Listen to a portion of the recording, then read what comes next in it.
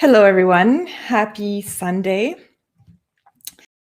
I was thinking over the last few days, and I know we're not supposed to think. I know that we're not supposed to think. See, I'm in Ontario. We are supposed to just do what we're told. We're not supposed to think. So right there, I'm a criminal for thinking. But no, I was thinking, do you guys remember where we were last year at this time? And I thought, I don't understand how we're letting governments get away with this kind of stuff because I'll take you down a trip down memory lane. That's what I'm going to do today. We're going down 1 year memory lane back to last year at this time when all of this started, and just to see what it is that the governments were saying. And yeah, that's why I called it collective amnesia, because it looks to me like we've already forgotten. And not you guys, but a lot of people have forgotten what has happened and what our health officials and all these supposed authorities were saying last year. So anyways, we're going to check that out. Before I get into that, just say a quick hello to the people in the chat. Faye, hello, Faye. My husband said last time I didn't give you the proper welcome, and so I'm making sure this time. Welcome. John from St. John's, Newfoundland. Yeah, how's it going over there? We're not hearing much from Newfoundland. I hope you guys are doing well up there. Tamjeet, oh my gosh, Tamjeet, how are you? Glad you said hi. Larry Soller, sorry that you can't say good night, sweet dreams, because it's the middle of the day. You're gonna have to go back after the video and write it in there. But yeah, I'm glad you were able to join the live stream. And yeah, point fire, political foolishness, hello. I know. You don't have amnesia. I know you don't. Most of the people here do not have amnesia. You guys who normally stick around for my crazy videos, I know you guys are fully red-pilled and absolutely understand what is happening. Hey, Nicole, she's representing UK today.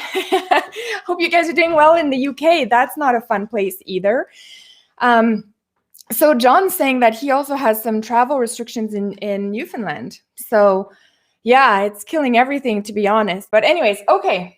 So I won't do it too much of a long stream today. We're just gonna stay short and hopefully sweet. But we're gonna just look back at what was said last year, because I was thinking about that, and I'm just amazed that we still allow people in government to make decisions for us at this point. I saw Montreal is revolting now. They're having mass protests, so that's amazing, awesome. Hopefully more people can do that. Alberta, the Texas of Canada, you guys are also holding strong and opposing all of this. So now it's going to be up to other provinces. We're going to need Ontario to get on board with the protests, and I think we are starting to. And we're going to need a hell of a lot more provinces to jump in so that we can send a clear message to our elected supposed officials that this is not going to end well if they keep this up. Hi, Rita. So yeah, is it a reasonable time in the UK? You guys are 8 hours, right? 8 hours. Is it ahead or behind? I don't even know anymore. I think it's behind us. So then it's like 6 or 7 a.m. for you guys. But yeah, hopefully you have a nice coffee. The rest of us are just about to start drinking if it's in the afternoon. So yeah, 2 representing UK now today in the stream. Normally there's somebody also from Ireland. I don't know if the Irish guy is here. But anyways, okay. Yes, Montreal, like Faye is mentioning here. Let me just show this. Tons of people on the street. Oh, hold on. Wrong one. This one. Yeah, yesterday, Montreal. So that, 7 p.m. Nicole, sorry. Yeah, I got it wrong. It's the other way. You guys should be drunk by now. So yes, a ton of people in Montreal protesting. It's amazing. Now Ontario needs to follow. Yeah, Faye, it's beer time, wine time. It's almost there. Okay, so let me just show you guys. Ferlin, welcome. Oh my God, I'm so awkward on these chats. Like I'm so dorky. I can't even believe you guys are tuning in for my stuff because it's just, I know, I don't know. I'm so like out of my element and I think it shows. And every week I'm like, oh, these live streams are gonna get better. And then they never do. I always end up being just as nervous as the first time. I cannot get over it. And I cannot stop being like kind of a dork in these kinds of things because I just don't know how to handle all of these things all at once. Anyways, the chat and all the screens and the nerves and the, oh my gosh. So anyways, thank you for putting up with all of my nonsense. And I'm really happy that you guys are all here. So without further ado, let me just take you down this memory lane. And oh, by the way, okay, oh God, more crazy. I was just outside. So we went outside yesterday and then I went again outside today. And by outside, I mean like defying the orders by actually leaving my property, like my house. And I did end up going to the park. And then today I went on a big walk with some of my friends. So anyways, when I was out both days, I started noticing a change. So I'm hoping this is going to be for the best because I have noticed now most people are not wearing a mask. So not only are people out, which is in Ontario, we have the strictest lockdown of all time. Not the award I wanted to go for, but it's the one we got dealt in Ontario. And people were following orders for a long, long time, but I think people are starting to not follow orders. So that gave me a lot of hope. So not only is it starting to be beautiful outside and the trees have the beautiful leaves coming and there's flowers on the ground, so we don't see just the muddy irkness of the month of March when the snow is melting. It's starting to be beautiful outside, but on top of it, people are not wearing their mask anymore. And only once in a while you run into like random people who have a mask, but they're so outnumbered by the non-mask wearers outside now that it really does give me hope for Ontario. And then seeing the protests in Montreal also gives me hope. So anyways, both days I ran into a ton of people and people are not even trying to social distance anymore. It's almost like we've had enough and we're now just ignoring government. And I hope that that's what we're doing. I hope that that's where we're going with this. Okay. Hey, son of Rambo. And I saw GDR is in the chat as well. Hey, Andrew and David Smith. Yeah, people in, I think, Nova Scotia. Check this out, what David's putting here. You guys in Nova Scotia have not been under these crazy lockdowns that we've been in Ontario since last year. So I think you guys now are panicked, where we had all of the panic before, and now we're getting fed up. I think you guys are just a few months behind on that, and hopefully you guys won't go down. I'm hoping you guys go down the more Texas, Florida route than the Ontario route. Like Ontario is just bad right now. So, okay, so check this out. This is what was going on last year.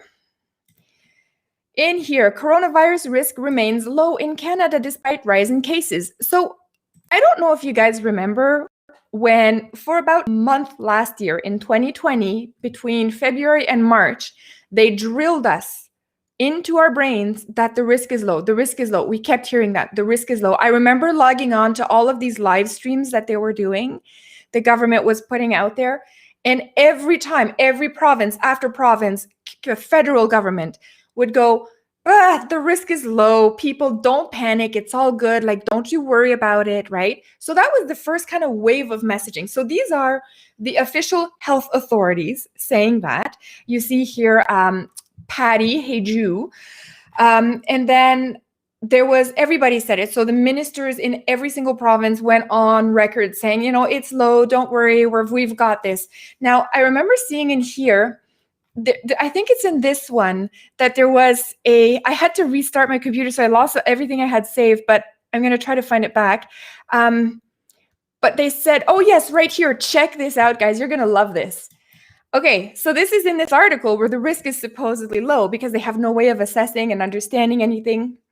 But they say, Dr. Theresa Tam added that Canada is well equipped to deal with the outbreak.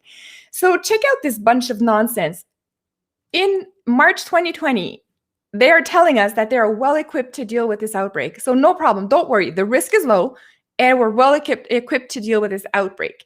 So I can understand if maybe they had made a mistake about the risk, right? So maybe okay, let's give them a pass. Let's give them, they didn't have a crystal ball and they didn't have that ability to know. So risk is low.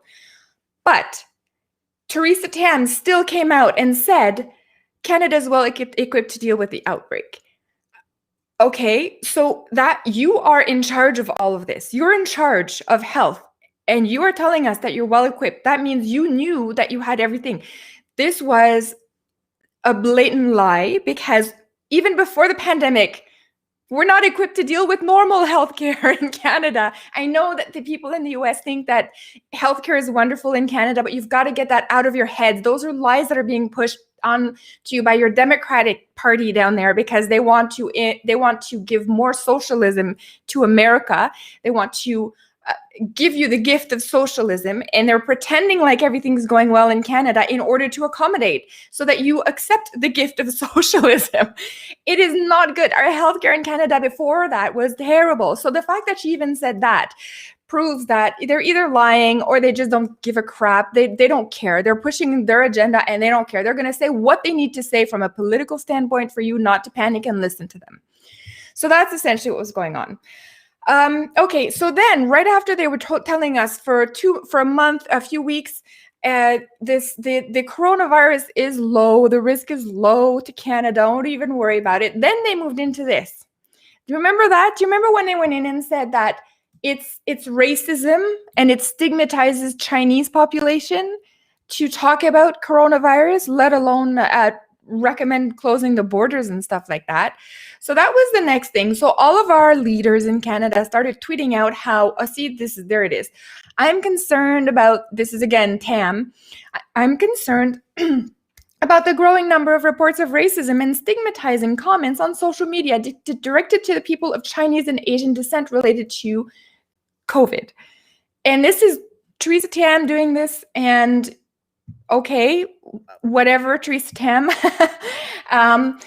They decided the priority at that point was not like, let's investigate this disease. Let's keep all eyes on the ball and make sure that this coronavirus, for which we think the risk is low, make sure that that's still true. Make sure that this doesn't spread to the general population. No, they don't care about that stuff. They want to tell you that you're racist every opportunity. So this is when, at this point, this was in March, I think January, it's even earlier. January, we already had the kind of the preview that this was going to turn political real quick. So it's not about a disease, it's about politics. When you have a disease that is potentially threatening the world, we don't know what it is. Nobody has any idea. It just escaped the lab. We don't even know what's going on. You tell us the risk is low and you're concerned about racism. So it just goes to show you how insane our leaders are in Canada. So after that, after the risk is low, after it's racist to call this out, we get China. So just this year, China praises Canada. That sentence alone should send the shivers down your spine. Anytime China praises us for anything, it means we're going the way of China. It means they're happy. And China is a dictatorial, it's a communist country. And if they praise something, it means it's aligned with the communist ideology. So the fact that they praised us on that, it should be the most scary, threatening thing. This right there is scarier to me than the coronavirus itself. The fact that China praised us. They slammed the US over coronavirus response. Now, what they mean by that in this article is where they talk about how this was back when Trump was president and he had stopped all flights from China. And we were praised by China. See, I'm already thinking Canada's China. Like, we're like a province. Like, they're going to annex Canada and it's going to be like the North American China. So I'm already saying it. See, this is my brain. It's already betraying me. Canada believes the ban of entry has no basis, which is a sharp contrast from US behaviors. So ban on entry, we're not enacting a travel ban like the US. So there is no substantive assistance to China, right, from the US, but it was the first to evacuate personnel. So remember that Trump brought all of his people back from China, from the Wuhan province. And they're saying what it has done could only create and spread fear. Reasonable, calm, and science-based judgment, right, is what is needed in their response. Now, they're saying in a press conference that Canadian Health Minister Patty explained the government's choice to avoid a travel ban is due to lack of evidence to support that closing all the borders is necessarily the right way to go. So remember this. This is just last year. They're saying there's no evidence that support that closing the border is the right way to go. Now, if you fast forward, we're going to go into today. Check this out. Okay. Now, remember, we don't close the borders because not only is it racist, but there's no evidence to support that. That's going to stop the spread. And, oh, hold on. That's not the right one. I'm looking for where is it? There you go, this one. So 1 year later, in April 2021, Canada bans travel from India and Pakistan for 30 days. And this is what's happening, right? So they have a travel ban on India and Pakistan. So first of all, my question is, now they're going back on exactly what they did and doing the exact opposite now. But more importantly, where are all the racist tweets about how now Indians are feeling targeted, right? Now, I follow Patty Heju on Twitter, and I've been looking for those tweets, just like she went crazy last year tweeting about how racist we were. Somehow, Indians don't get that same tweet deluge from our health minister. And that goes to show you they are aligned with China. They don't give a crap about India. They care, can India give us vaccines? Because trust me, believe it or not, India is one of the countries we're relying on to give us vaccines. And they don't care. Aside from that, they don't care. So now they're closing the border all of a sudden. Closing the border is cool. If you do it last year, it's racist. If you do the exact same year this year, not racist. So the same thing, the hypocrisy and the double standards are so insane that I cannot understand how these governments are still in power. I do not understand it. It makes zero sense to me why we are still following the government, right? Now, I can't get into the plasticines. You all know that because I'm going to get kicked off of YouTube if I do that. So I have to stick to not talking about the plasticine. But I can at least talk about travel bans and how you do it 1 year, you're cool, you do it the next year, and all of a sudden there's no problem, no racism, and it's okay to do that. You're not supposed to do it 1 year, but you can do it next year. So does that mean in 2022, bans from other countries, that'll be not okay, but then 2023, then it's going to be okay? See how it works? Like, it's really at the whim of the government. And this is how authoritarian governments kind of work.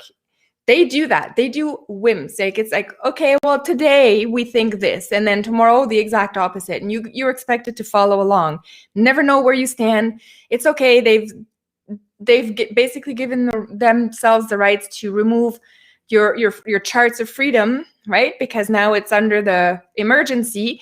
So they can make whatever laws they want. So essentially, when you think about the last year, we have de facto been living in some kind of a dictatorial runway. Like, it's like it's a how do you call it? It's a preview. We're in a preview. So we're going to get more of this coming. Okay, let me just show you something else. I'm just going to grab my other articles that I need. Just 1 sec here. So yeah, no flights from Pakistan. Okay. So there was an article. I have to find it now. See, this is what happens. There was, in April 2021, this year, there was the AstraZeneca plasticine.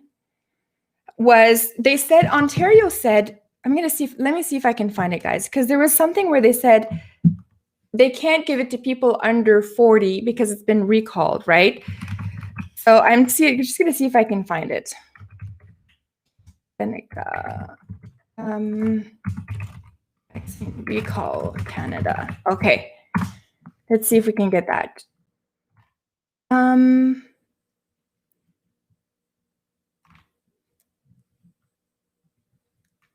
Yeah, I'm looking for the recall. So in Ontario, there was a recall. I don't know if you guys had that in the rest of Canada, but there was a recall on AstraZeneca because there were issues about that. But then, just to make, and I can't find that exact article here.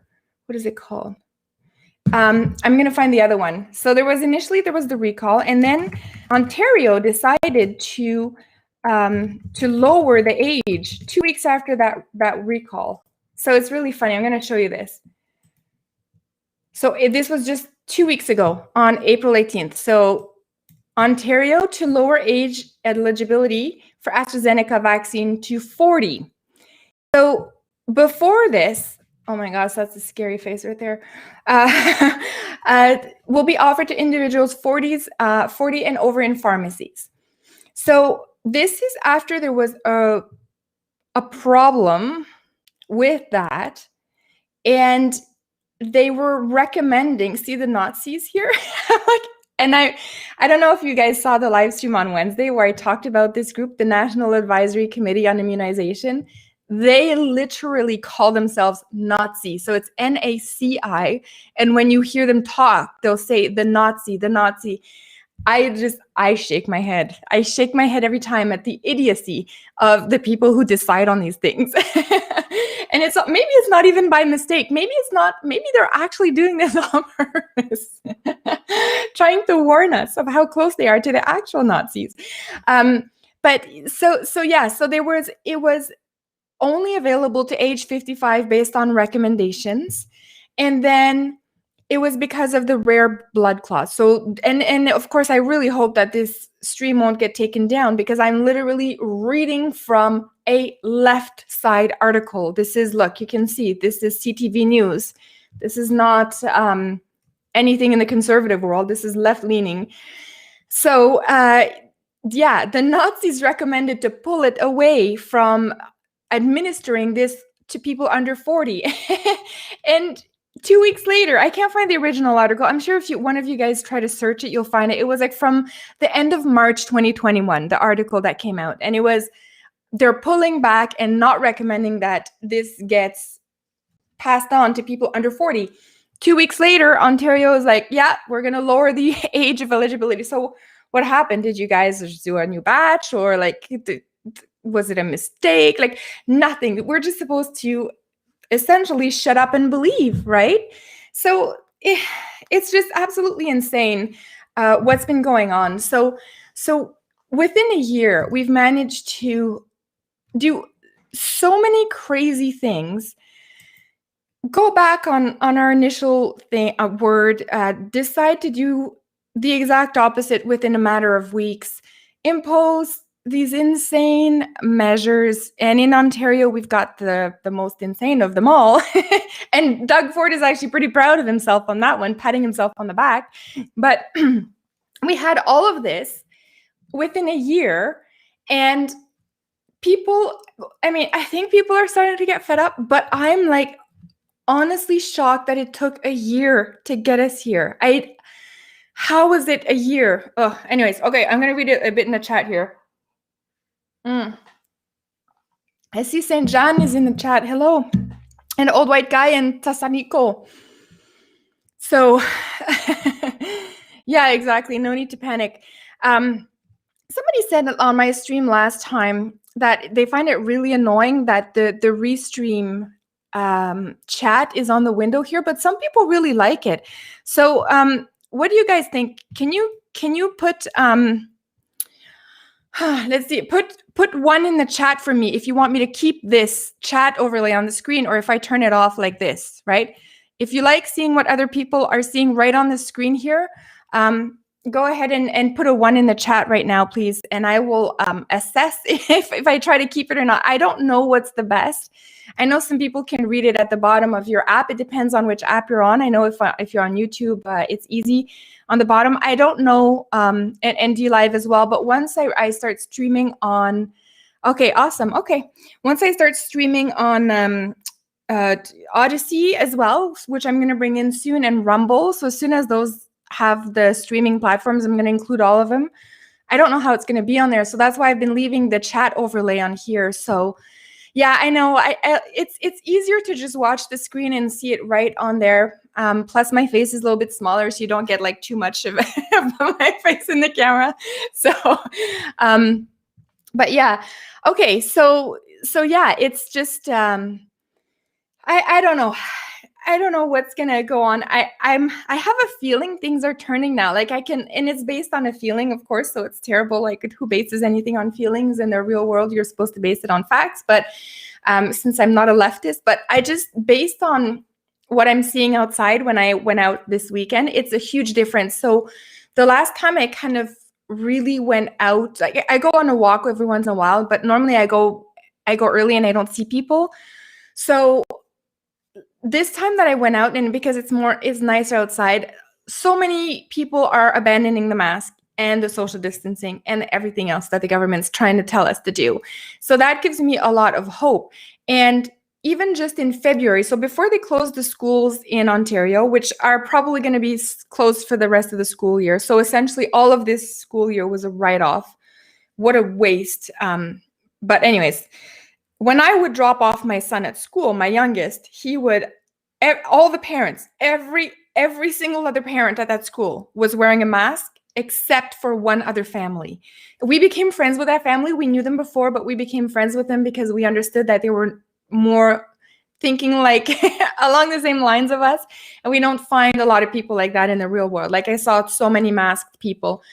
But if you think about it, now we are seeing a huge surge in Ontario, and people have been locked down for a while and they have been wearing masks. So really, the mask doesn't seem to be doing anything for stopping the spread. I mean, a lot of people say it wasn't going to make a difference anyways. And the social distancing didn't seem to matter either. It's just, at some point, like, this is the question I have for all these people who are supporting these lockdowns, because those are the people that I talk to. Like when I talk to people at work, a lot of people tend to say things like, well, yeah, we just need to do this like one last time. But my question for those people is, how many times do we need to do this? How many times do we need to be locked in for what's supposed to be 2 weeks, but then it's going to turn out into another year?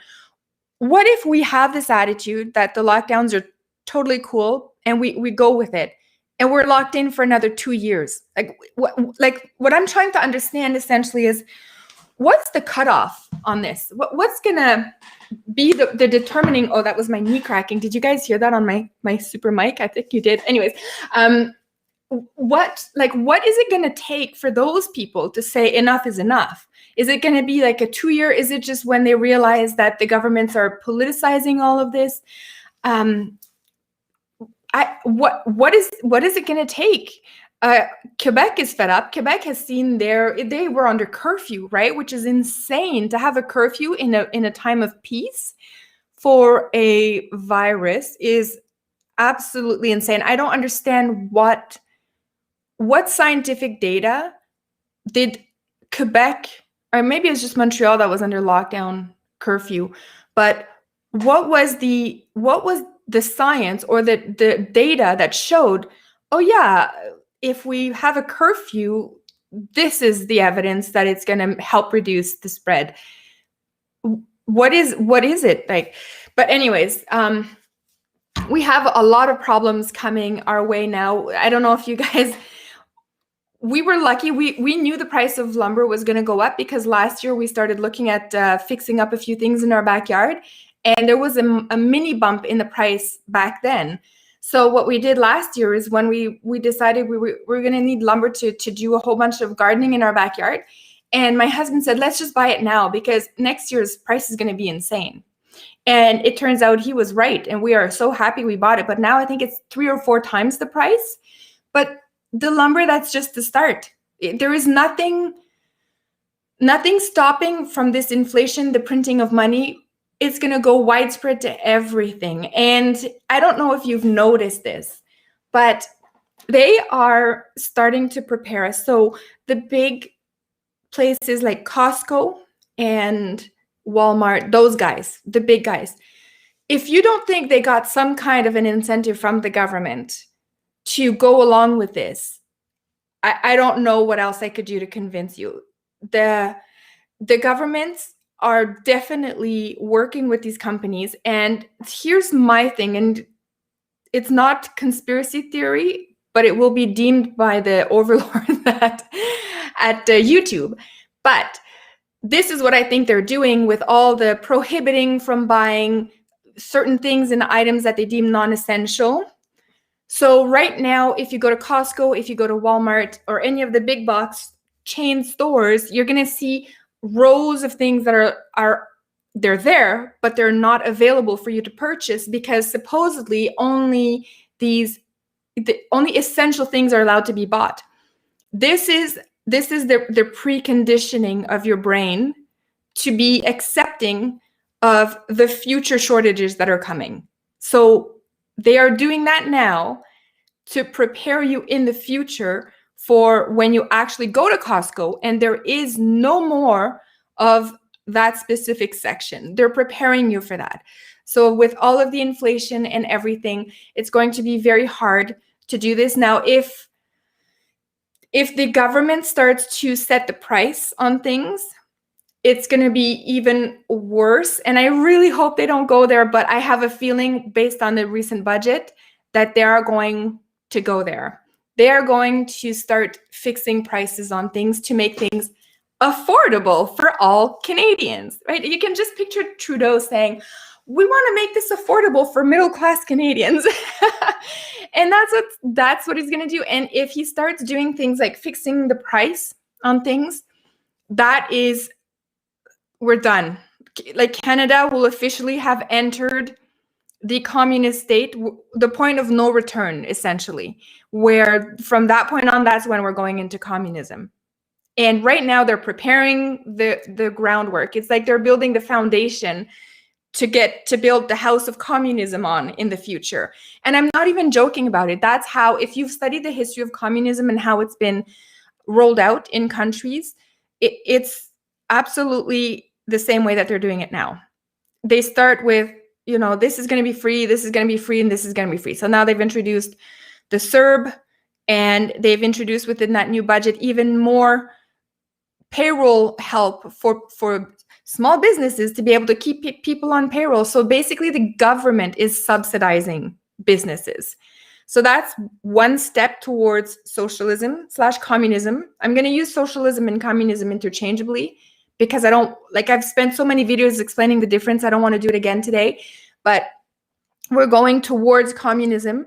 That is one of the steps. So by starting to subsidize, and eventually they'll get to the point where they just take it over. They're like, well, we're already paying half your payroll. Might as well just take over that business, right? And then they're going to be like, all right, Joe, come on over here. You take care of this business. So that's when the communists normally put their buddies in charge of certain industries. And this is when everything starts to go wrong because they're fixing the price. For example, if we take the price of a chicken and eggs, if the government says the eggs need to be at this price, they won't care whether it's even feasible to produce eggs at that price or not. And they're going to force the egg maker, the egg producer to sell the eggs at that price. So that means a lot of these egg producers are going to operate at a loss, so that economically they cannot sell for that price. They're losing money, and eventually they just go completely bankrupt, and then the government steps in and takes over. So that's what we're starting to see in the budget now. We're starting to see the government subsidizing the payroll for small business that they've ruined over the last year. And that cannot be viewed as a good idea. I don't understand how the economists are behind this. I don't think they are. Are they? Are the economists behind this? If they want their job in an economy, they're going to have to fight this. We can't have this. And a lot of people are, I don't know. Are people okay? People aren't really talking about the budget aside from they released it and they all self-glorified themselves on how awesome their budget was. I don't know if they're going to keep doing that. And people are going to be okay with it, or if they were just testing the water, kind of like, I call it the Doug Ford strategy now. It's, when you do something crazy, like give the police insane unconstitutional powers to arrest people for absolutely no reason. And then you walk it back because people kind of like were like, oh, we didn't really like that. And there was a huge backlash from both people and the police.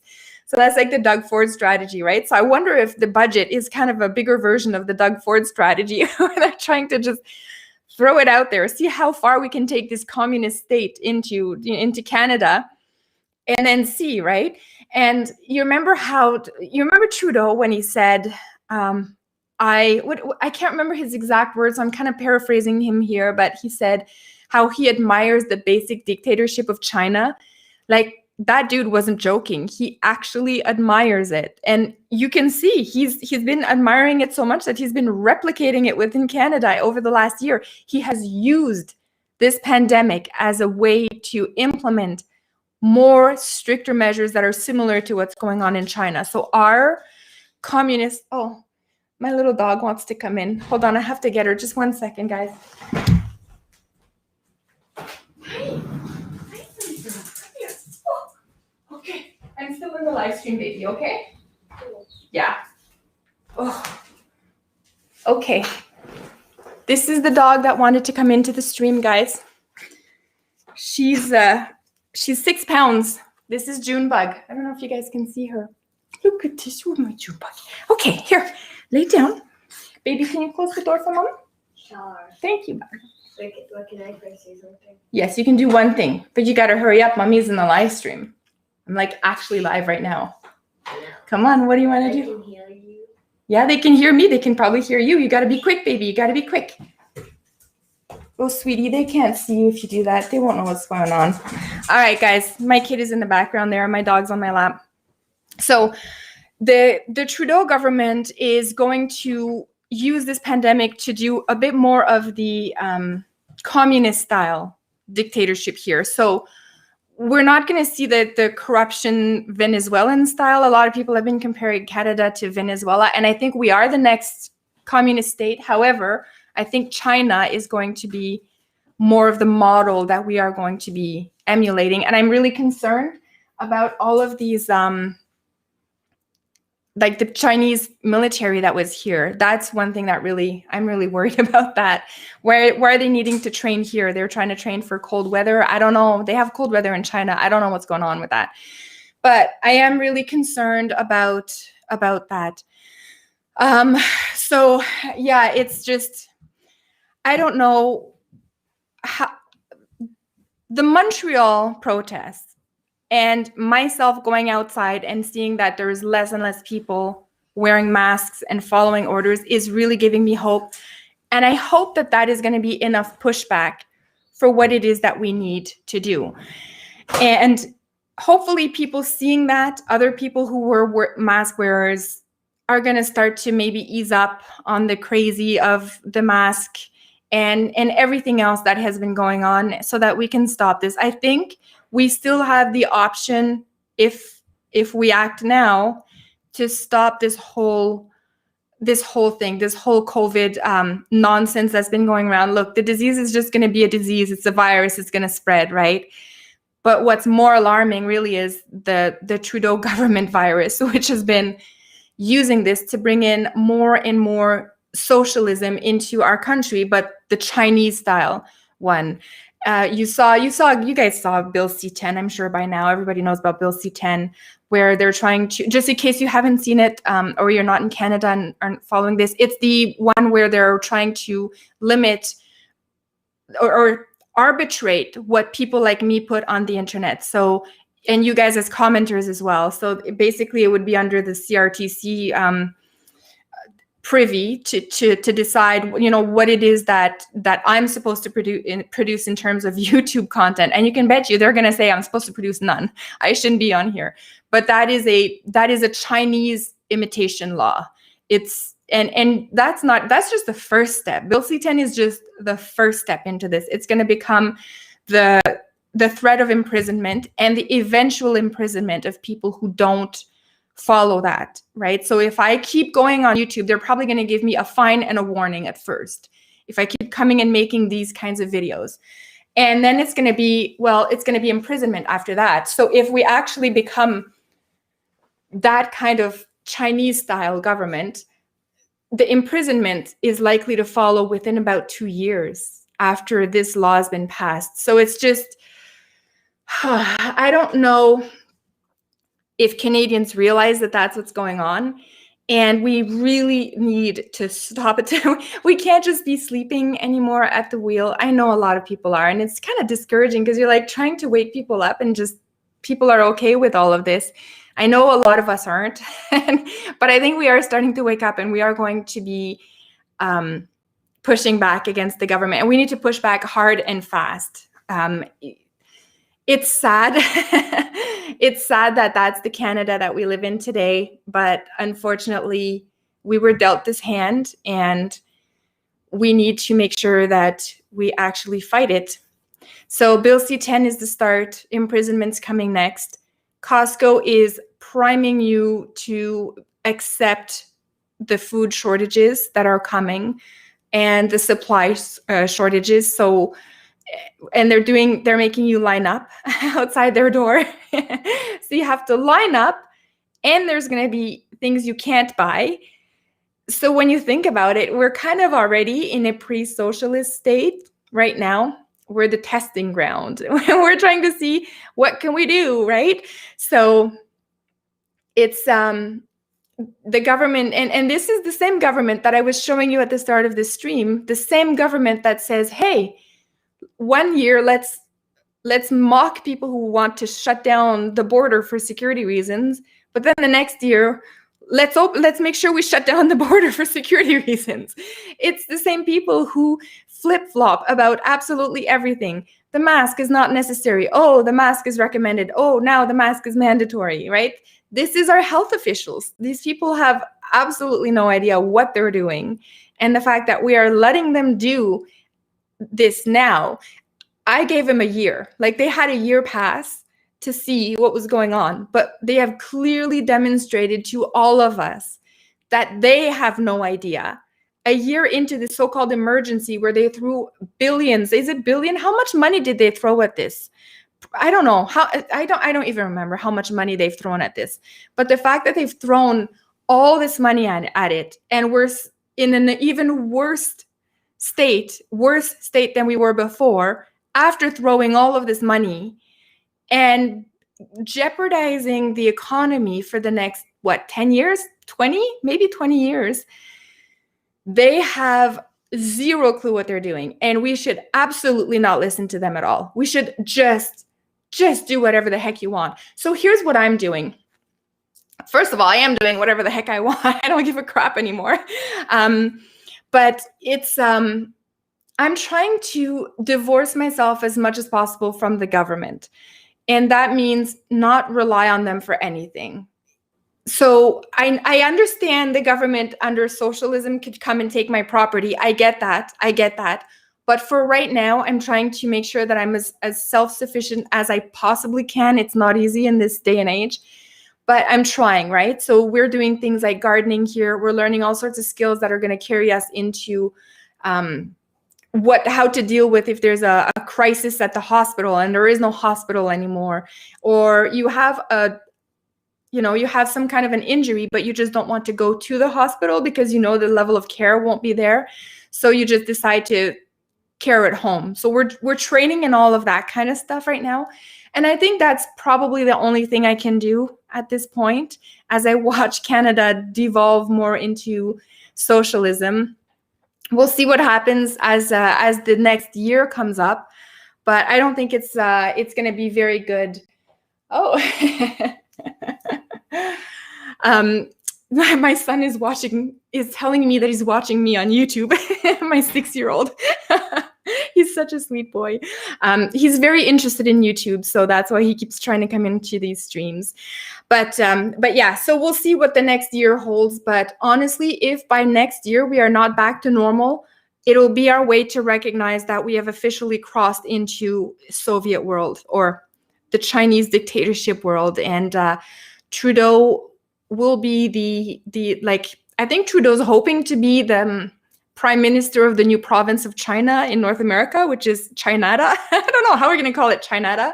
Anyways, he's hoping to be the premier for life, the dictator of Chinada. But what I don't think he realizes is that he is a typical useful idiot. Typical. He's going to be the first one to be killed by China once China takes over. And I don't think he even realizes that. He can't fathom that in his pea brain, that that is actually what's happening. Him, all of his ministers, everybody. If China takes over, they're going to replace all of them with actual Chinese dictatorship material, not Canadian. And they're going to bring the tanks and all of that stuff, and they're going to militarize all of our cities and shut down like all sorts of checkpoints. That's what's going to happen if we are taken over by China. And I think that kind of takeover has already started.